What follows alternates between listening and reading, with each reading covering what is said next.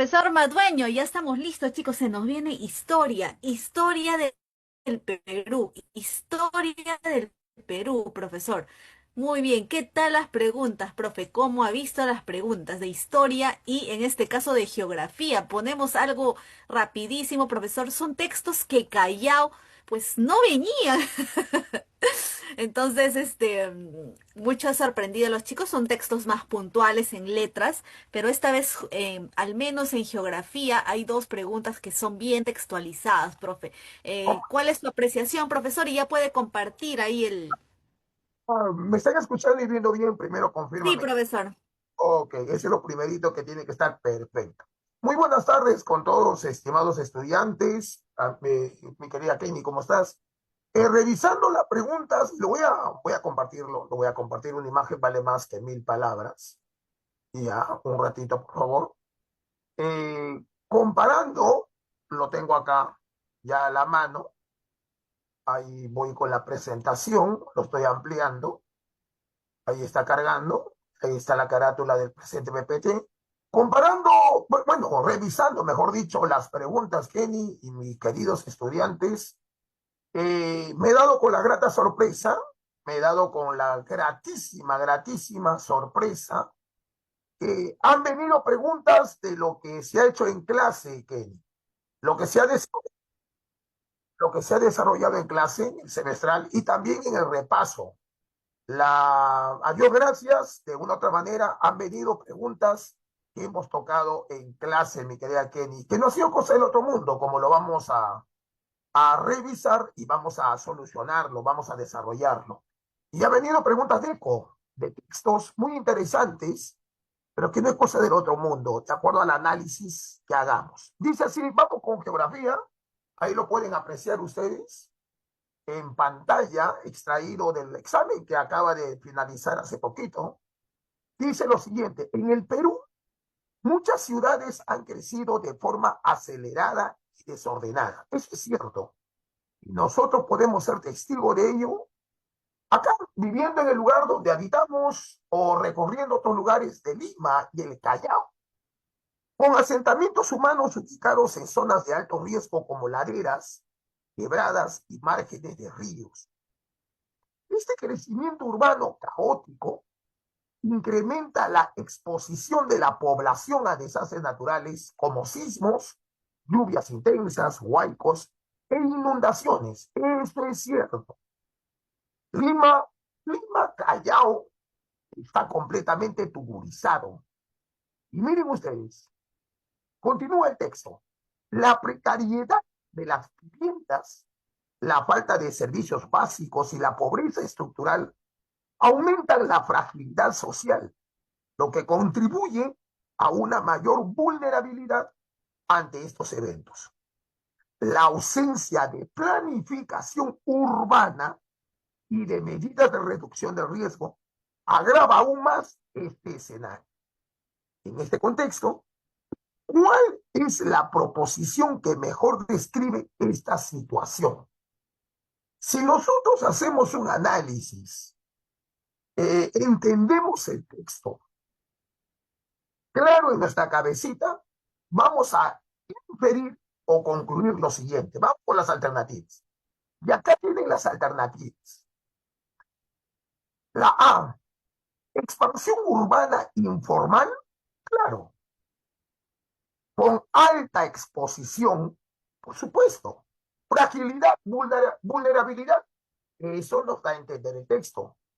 Ahí está, fragilidad y vulnerabilidad frente a desastres, esto es cierto. Dice la B, implementación de infraestructura, eso no señala el texto. No hay implementación de infraestructura urbana, adaptación al cambio climático, eso no dice.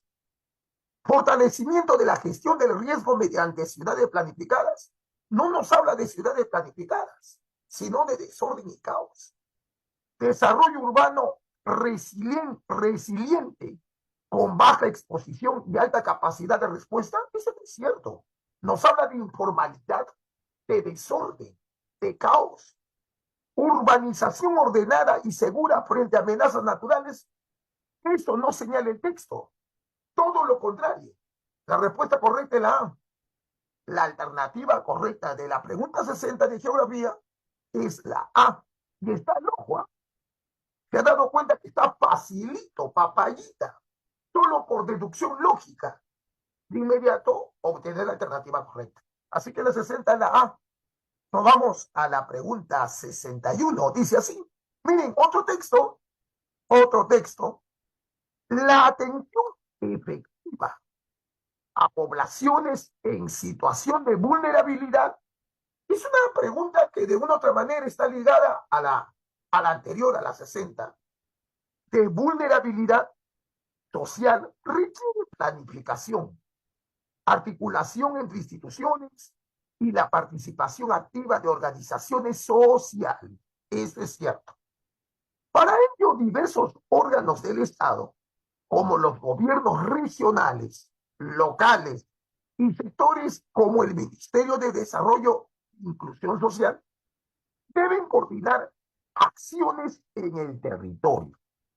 Señale la alternativa que caracteriza correctamente esta afirmación. Es decir, el texto que acabamos de leer minuciosamente, analizarlo correctamente, ¿qué nos quiere dar a entender? Esta es la pregunta que requiere, esta pregunta, valga la redundancia, la número 61. ¿Con qué alternativa te quedas? A ver, analicemos cada alternativa. La organización territorial del Estado debe evitar la coordinación entre niveles de gobierno para no generar conflictos de competencia. No, este texto no se refiere, no nos va a entender lo que señala la alternativa A. A ver, vamos con la B. Ya, vamos con la B. Las organizaciones sociales deben actuar de forma autónoma, sin intervención de los órganos estatales para evitar la politización de sus demandas. No, tienen que actuar de forma conjunta, dice el texto. Así que la B no es cierto. Vamos al resto de alternativas. La C, mira lo que dice la C. ¿La participación ciudadana es innecesaria? No. El texto dice lo contrario. La participación ciudadana tiene que ser activa. Es necesario. Debe trabajar en conjunto con autoridades y la cartera ministerial. Así que la C está por demás. A ver qué dice la D. La planificación para enfrentar la vulnerabilidad social debe ser centralizada exclusivamente en los ministerios, sin participación de gobiernos regionales y locales ni organizaciones sociales. No, se tiene que trabajar en conjunto, nos dice el texto. Así que la D está por demás. A ver, ¿qué nos señala la E? Una característica clave de la gestión frente a la vulnerabilidad social es la acción conjunta entre gobiernos locales, regionales y nacionales, con participación de organizaciones sociales en la planificación y ejecución. Por supuesto, esta alternativa nos da a entender el texto que acabamos de leer. Así que la E es la respuesta correcta, la alternativa correcta de la pregunta 61 de geografía. Nos vamos a la última pregunta de geografía, la 62, que muestro en pantalla. Miren ustedes, ahí lo tienen. Vamos a leerlo en conjunto, vamos a analizarlo y entre paréntesis, en los paréntesis vamos a colocar verdadero o falso. ¿Ya? Mira, facilito, ¿ah? Se refiere al tema geomorfología peruana, relieve amazónico o selvático. Miren, pregunta 62. Respecto a las características topográficas, cuando uno lee un texto, analiza un texto, para comprenderlo, entenderlo, es importantísimo manejar definición, conceptualización. Ello nunca lo olvides. El que no maneja definición no va a entender lo que lee y por consiguiente va a tener complicaciones para poder llegar a la respuesta correcta. Cuando tú lees, escribes o escuchas topografía, hace referencia a relieve, a geomorfología. Respecto a las características topográficas o relieve de la selva alta del Perú, llamada también Rupa Rupa. A ver, ¿a qué altitud está la selva alta o Rupa Rupa? Mira, se ubica según las 8 regiones de Javier Pulgar Vidal, gran geógrafo peruano que yo lo tenga en su gloria, entre los 2.200 a 400 metros sobre el nivel del mar. Esa es su ubicación en altitud. 2.200 a 400 metros sobre el nivel del mar. Forma parte de la cordillera oriental, el este de la cordillera andina peruana. Su relieve es muy accidentado, no lo olviden, porque forma parte de la cadena oriental de los Andes peruanos. Está cubierto por una densa vegetación, así que no te olvides. Indique la verdad o falsedad de los siguientes enunciados. Vamos a conocer a la selva alta. ¿Qué características presenta? En especial su relieve. Mira, para que lo entiendan bien de antemano, antes de pasar a colocar en el paréntesis verdadero o falso, según las proposiciones. Miren, estimados estudiantes, la selva alta Rupa Rupa, ¿qué tipo de relieves presenta? Ya sabemos que es un relieve accidentado, que forma parte de la cadena oriental, la cordillera oriental de los Andes peruanos, cubierto por una densa vegetación. No nos olvidemos. Sumado a ello, los relieves que presenta es la región de los hongos.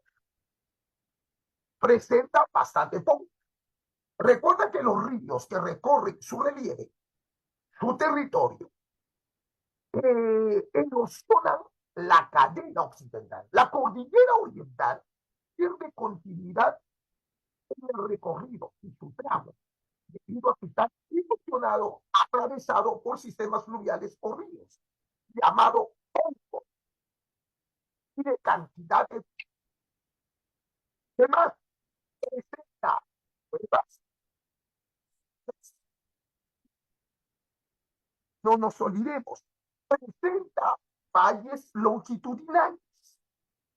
Valles longitudinales. Así que no se olvide, son los relieves más sobresalientes, más notorios de la selva alta urbana. Ahora vamos acá, dice, la selva alta presenta un relieve más accidentado que la selva baja, sí, con presencia de montañas, laderas, valles longitudinales, por supuesto. La primera proposición es verdadera. Vamos a la segunda. Una zona de transición entre la cordillera andina y la llanura amazónica, claro, por supuesto. La segunda proposición también es verdadera. Vamos con la tercera. Su topografía, recuerda, relieve o geomorfología, favorece la formación de meandros y lagos extensos. No, los meandros, o también llamados recodos, y los lagos pochas o tipiscas, como también se le conoce, son relieves, son geoformas de la selva baja o magua, o comúnmente llamado por algunos llanura amazónica, no de la selva alta o rupa rupa. Por consiguiente, la tercera proposición es falsa. Vamos a la cuarta. Se encuentran importantes cataratas como el Cocta, que está en la región o departamento de Amazonas, al norte de Perú, y ríos encañonados, por supuesto. Y recuerda que el Cocta, no se olviden, es la catarata, la tercera catarata más alta del mundo. Por si acaso, nunca lo olviden. Así que la última proposición sí es verdadera. Alternativa correcta, la E, pues. Las dos primeras verdaderas, la tercera falsa y la última verdadera. La E. Ya está geografía completito Papayita, facilito, como se han percatado, estimados estudiantes. No es cosa del otro mundo. Y con el primo hermano, geografía de la geografía, que es la historia, y la cual comprende, o vamos a ver las preguntas a continuación, tanto historia del Perú como historia universal. ¿Ya? Vamos a ver. Aquí está, historia, extraído del examen, ¿ah? Todo es del examen que acaban de desarrollar, hace poquito acaban de pasar la evaluación, y es bastante sencillísimo. Y todo lo que hemos hecho en clase y el repaso de pocos días atrás. La primera pregunta de historia, que es historia del Perú, pregunta 66. A la letra dice así, ahí lo tienen en pantalla. Durante la reconstrucción nacional, hay que ubicarnos primero en el tiempo histórico. Tenemos que manejar cronología, estimados estudiantes. La reconstrucción nacional también lo conocen como segundo militarismo. Es decir, o después de la guerra contra Chile, la guerra del Pacífico, o como lo llama este modesto servidor, la guerra del Guano y el Salín. Estamos hablando desde 1883 hasta 1895. 1883 hasta 1895, poco más de una década. Conocido también como segundo militarismo, porque recuerden ustedes que quienes toman el poder son militares que lucharon en la guerra del Pacífico por defender nuestra soberanía. Ellos van a tomar el poder cuando el Perú atravesaba una crisis total y un desastre post o después de la guerra contra Chile. ¿Ya? Otro señala que la reconstrucción nacional se mantiene hasta 1899, que comprende el segundo gobierno de Nicolás de Piérola y Villena, que no está mal. También considerado la reconstrucción nacional, desde 1895 hasta 1899, antesala de la República Aristocrática, antesala del siglo XX, pasado a la vuelta de la esquina. Pero vamos acá, dice la pregunta.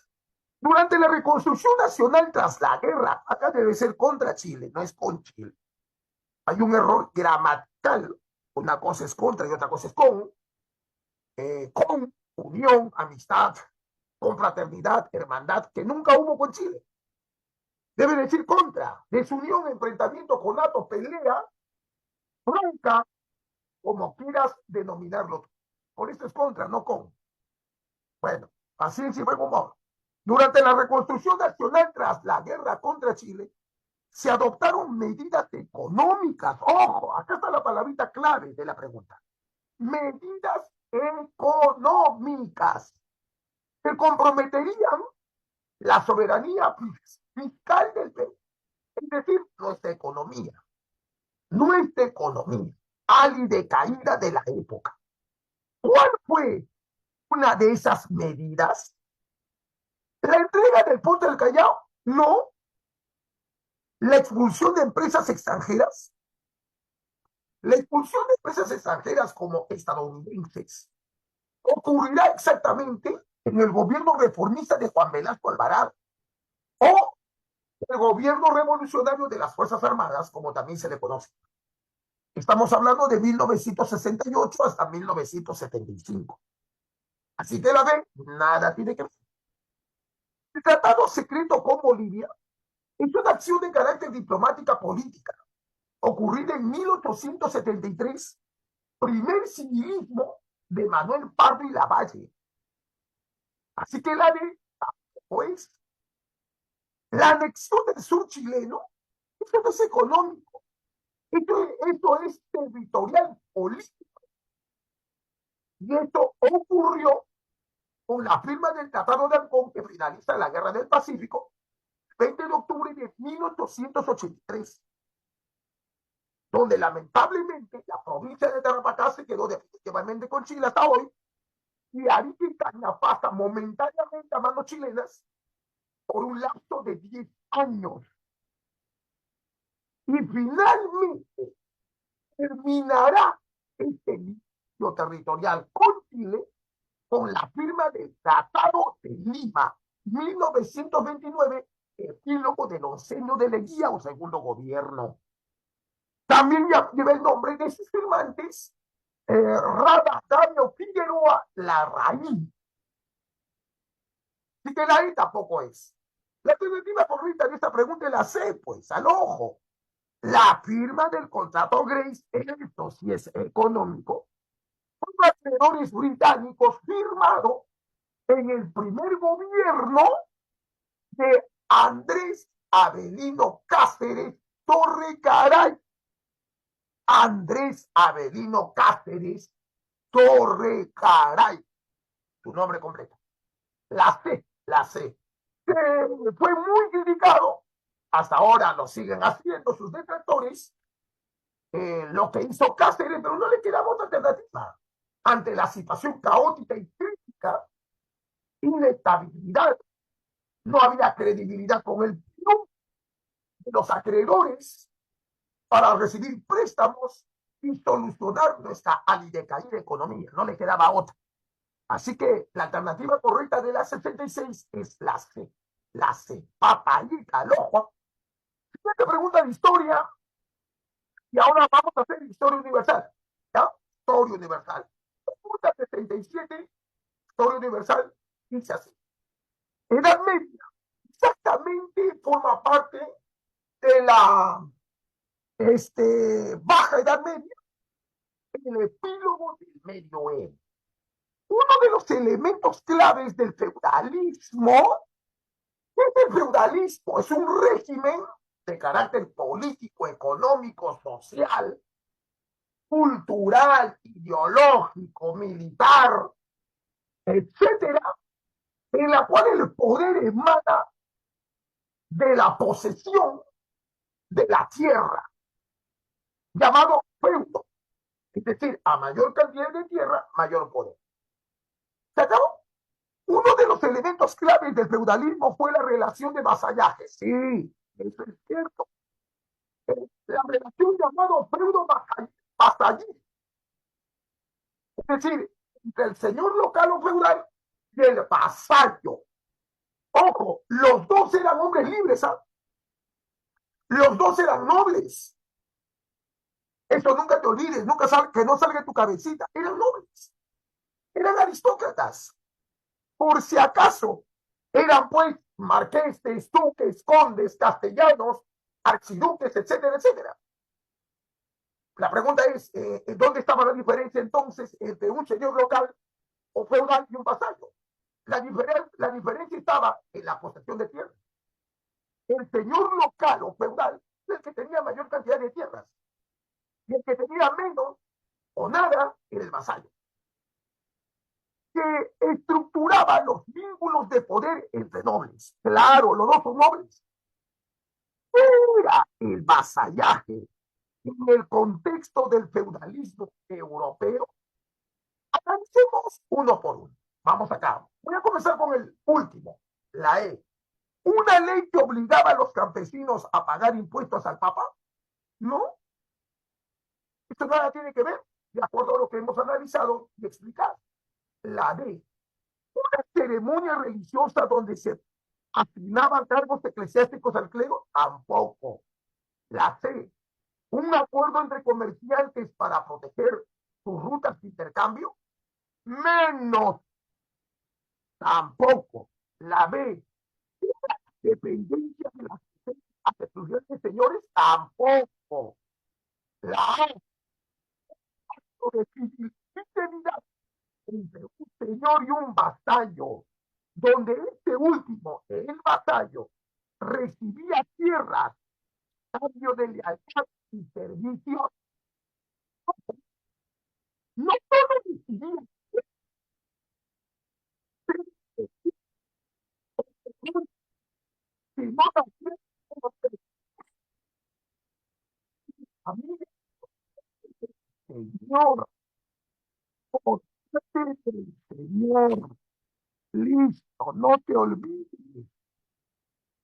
Esto venía a ser, hijo, hija, la relación feudo-vasallática. Y sumado a ello, tú me preguntarás, ¿y el señor feudal, cómo se llama la ceremonia donde juraba lealtad y fidelidad a su señor? Esta ceremonia se le conoce como homenaje, homenaje, ¿ya? Juramento de lealtad y fidelidad del vasallo a su señor. ¿Y qué le proporcionaba el vasallo al señor?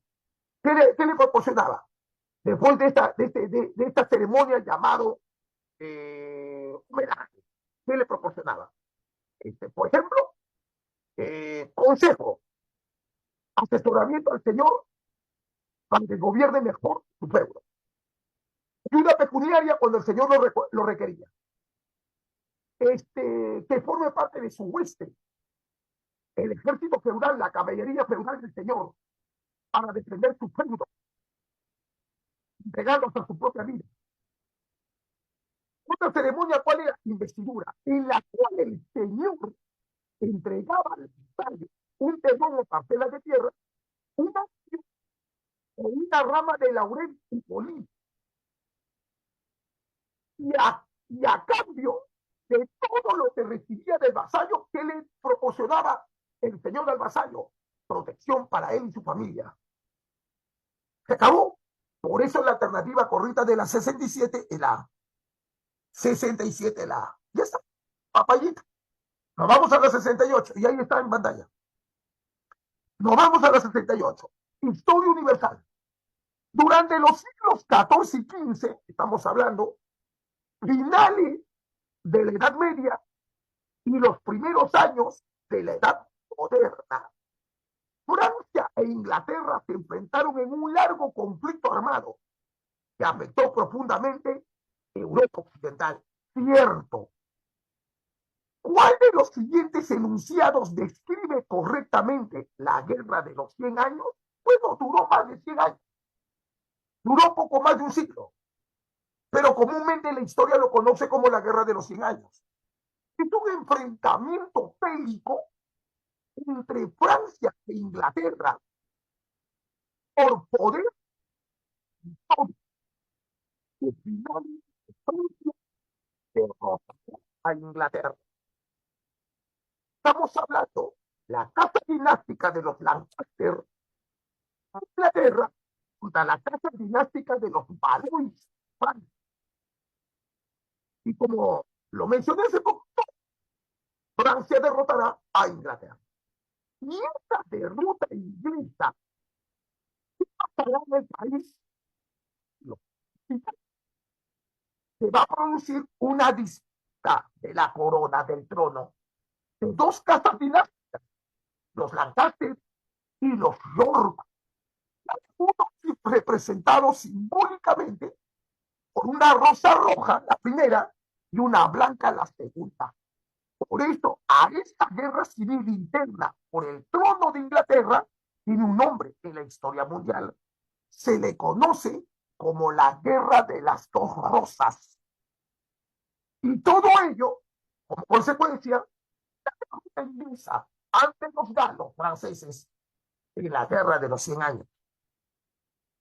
Y ahí, basado en ese principio, ¿con qué alternativa te quedas? Ya está el ojo, pues, la 68 ya está el ojo. ¿Qué dice? A ver, la E. Fue una serie de batallas entre reinos germánicos por el control del imperio carolingio occidental. Falso, falso. Fue un levantamiento campesino contra la nobleza feudal que se extendió por toda Europa. Fue un conflicto provocado por el romance de los príncipes de dos grandes familias. Menos. A ver, la A. Fue una guerra santa convocada por el Papa para liberar Tierra Santa de los musulmanes. Tampoco. Es que la guerra de las cruzadas nada tiene que ver. respuesta correcta es la B. Mira lo que dice. Fue un prolongado conflicto entre Francia e Inglaterra por derechos sucesorios y territoriales que duró más de un siglo. Claro, por supuesto, como acabamos de explicarlo. Esto de 68 y la B. 68 la B. Ya está. Penúltima pregunta de historia de este examen de admisión que se ha realizado, se ha llevado a cabo hace pocas horas atrás. Pregunta 69 y retornamos a historia de Perú. ¿Ya? Historia del Perú que también lo hicimos en clase y lo reforzamos en el repaso. Allí está, como te vas a percatar a continuación. Las campañas de conquista realizadas por Pizarro no fueron únicamente militares, no, hubo otros factores. Fue una característica clave del tercer viaje de Pizarro en relación con la conquista del Perú, bueno, exactamente la conquista del Tahuantinsuyo, porque Perú aún no existía en ese momento. ¿Ya? Vamos a ver, tercer viaje hace referencia al tercer viaje de Pizarro. Vamos a ver. Dice la A, ¿estuvo marcada por la paz con los pueblos locales? No. Había felicidad, había conflicto, había enfrentamiento. La A no va, la B. Se dio de manera imprevista y sin contar con el permiso del rey, lo que llevó a descalificar esta empresa invasora. No.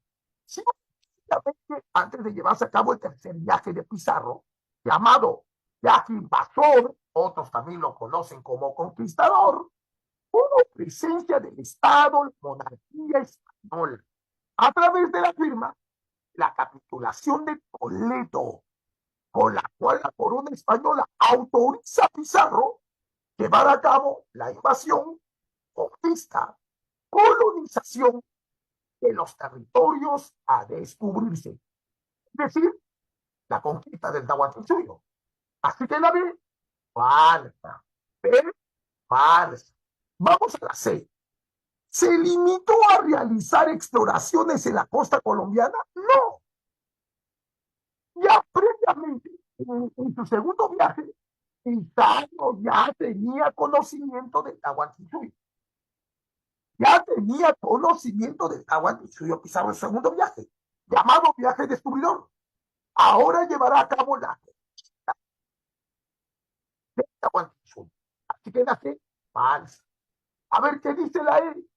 ¿Fue dirigida por Diego de Almagro en solitario? No, lo encabeza Pizarro. Por si acaso, por si acaso. Pero recuerda que cuando Pizarro y un grupo de sus hombres arriba a Cajamarca lo hace, para ser exacto, un viernes 15 de noviembre de 1532, a tempranas horas del alba.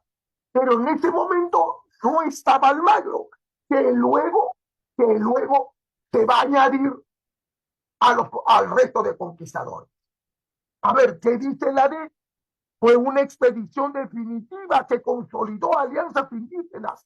Sí, muchos indios estuvieron en contra de los cusqueños, de los incas, y se aliaron a los conquistadores, con el afán de que los conquistadores acaben con el yugo inca.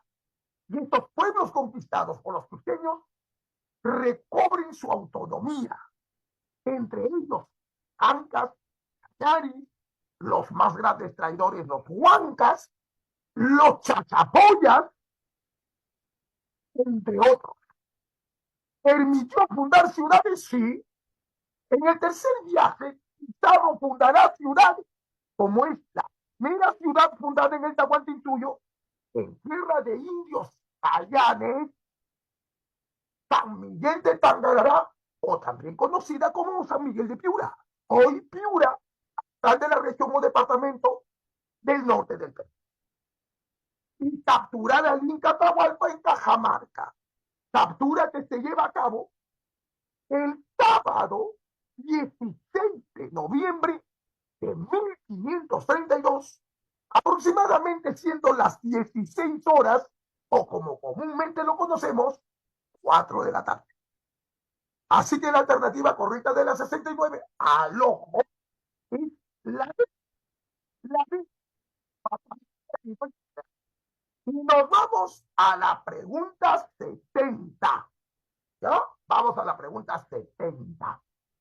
Y cerramos con broche de oro, tanto geografía como hemos desarrollado hace poquito, y ahora historia, que comprende historia del Perú e historia universal. Y terminamos con historia universal. Pregunta de cajón, facilito, papayita, se refiere a la atrocidad, al genocidio cometido por un gobierno totalitario absolutista de la época. Los nazis, al mando de su líder, Adolf, castellanizado Adolfo Hitler. El holocausto, el holocausto, genocidio, el asesinato en masa, en multitud, llevado a cabo por los nazis, encabezado, liderado por Adolf Hitler. ¿Entendí? En la cual pone en práctica su xenofobia, su actitud racista y en especial antisemita contra el pueblo judío, contra el pueblo judío. El exterminio judío, en la mayoría de casos, llevado a cabo en campos de concentración. Se calcula que el genocidio judío abarcó entre los 6, otros señalan hasta 8 millones de este pueblo, realmente impactante, impresionante y detestable. Yo tengo que recomendar una obra. La obra se titula Europa de Hitler, de Arnold J. Toynbee, ¿ya? De Arnold J. Toynbee, ¿ya? No te olvides que no, sin esta obra, la verdad es hecha. ¿Cuál fue la razón? Recuerda que el mundo judío manejaba, no te olvides, la economía de Europa. Y de una u otra manera, Alemania, que estaba en crisis, heredado de la Primera Guerra Mundial y la firma del Tratado de Versalles, que es nocivo y lesivo para Alemania, estaba a recuperarse económicamente y de esta manera dirigió su mirada a todos los bienes, a todo el poder adquisitivo, a todo el patrimonio judío, y tenía que terminarlo buscando cualquier pretexto para obtener esas riquezas. Y ahí está la raza. Entonces, partiendo de ese principio, ¿cuál es la alternativa correcta? La alternativa correcta de la 70, fíjate, léelo bien, la persecución y exterminio sistemático de judíos y otros grupos por motivos étnicos, raciales, religiosos y o políticos. La A, la A. A ver, Listo, profesor. Muchas gracias, profesor Madueño. Gracias, profe. Hay una lista enorme de profes esperando porque tenemos que resolver todas las preguntas. Gracias, perfecto. profesor. Gracias. El profesor siempre se emociona con el curso de historia. No se preocupe.